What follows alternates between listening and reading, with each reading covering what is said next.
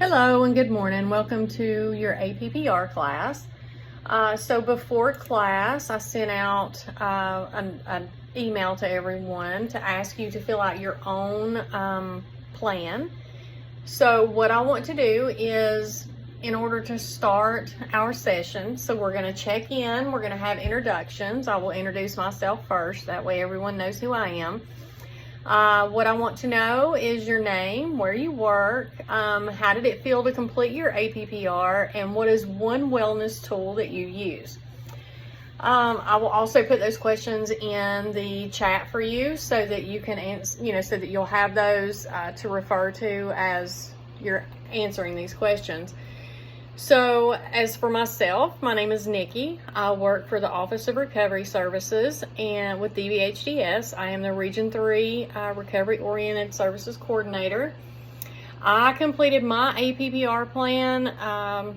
It's been probably about a year ago, maybe a little more than a year ago.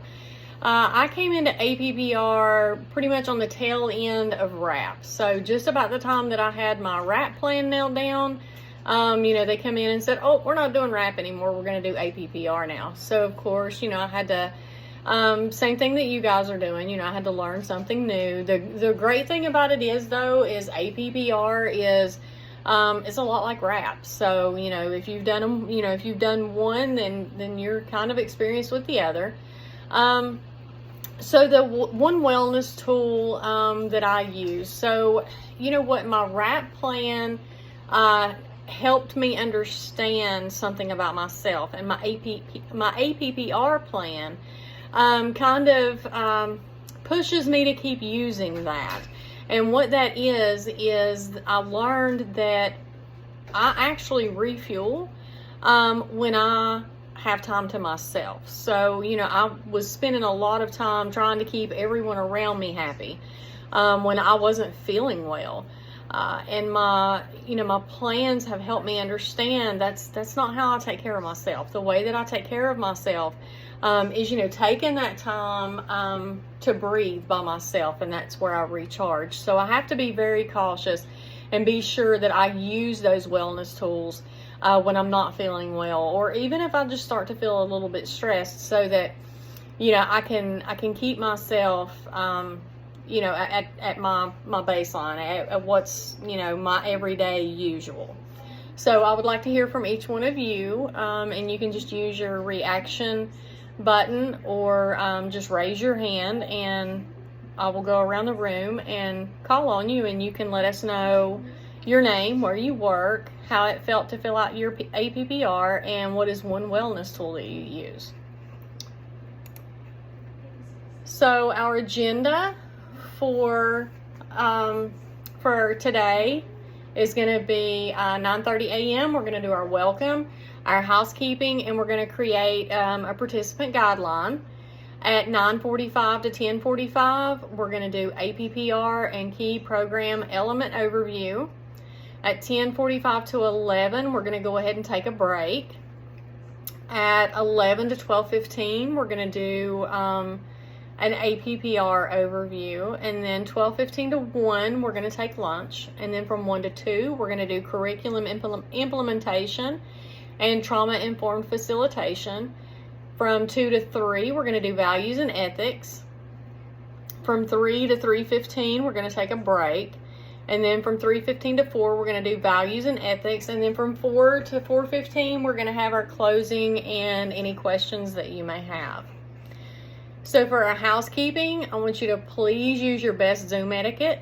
You must stay on the camera at least 80% of the time throughout the training in order to receive your certificate. I want you to remain on mute unless you're speaking.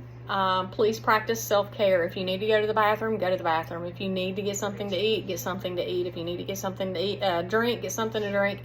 If you just need to get up and move around for a second, please get up and move around. Take care of you. And you must attend all 3 days in order to get your certificate.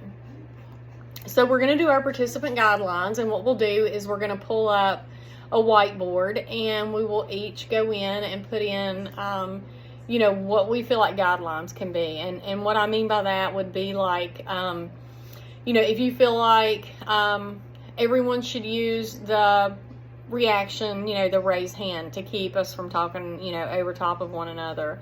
No crosstalk. What happens here stays here. Things of that nature. So your APPR program overview. So you developed, the APPR program overview is the fact that the APPR was developed by Mary Ellen Copeland for SAMHSA, Substance Abuse and Mental Health Services Administration. It was implemented for educational programs, for self-help concepts, skills, strategies for adults with mental health challenges or for adults living with mental health and substance use challenges. In 2022, APPR was adapted for use in Virginia by Vocal and the Office of Recovery Services, DBHDS. The key program elements are recovery, wellness, and action orientation.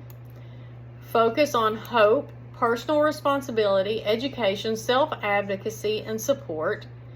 Organizational skill development, building trust, positive self-regard, and self-determination and self-management. Your key program elements. Does anyone have any questions about the key program elements that I just read? If not, then we will go on to the next slide. So more of your key program elements would be empowerment, focus on choice and self-determination, voluntary participation, validation of participant wisdom and experience, inclusiveness, adaptable, APPR is adaptable to each individual's strengths, varied modes of self-expression, honors and supports diversity, inclusive of underserved communities, and safe to use with any program or setting. So our action planning for prevention and recovery, we have a wellness toolbox. We have a daily maintenance plan, stressors, we're going to identify what our stressors are, early warning signs, when things are starting to get bad, when things are starting to break down, your crisis plan for when things do get bad, what are we going to do, when we are in crisis, and then our post-crisis plan, what does that look like?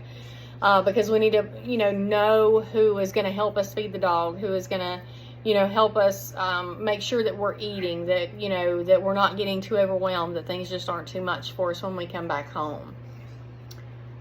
And then, so our wellness toolbox, that is a collection of tools and strategies, skills, resources that are accessible at any time to help an individual cope with tough times and improve their mental and emotional wellness. So in that toolbox, you can have coping skills that look like breathing exercises or getting out and walking or listening to music or coloring or, spending a few minutes by yourself, driving, hiking, whatever it is that that means something to you, that helps bring peace and brings you back to your center. So we'll go around the room, and I would like to hear some of your all's, what some tools in your wellness toolboxes are.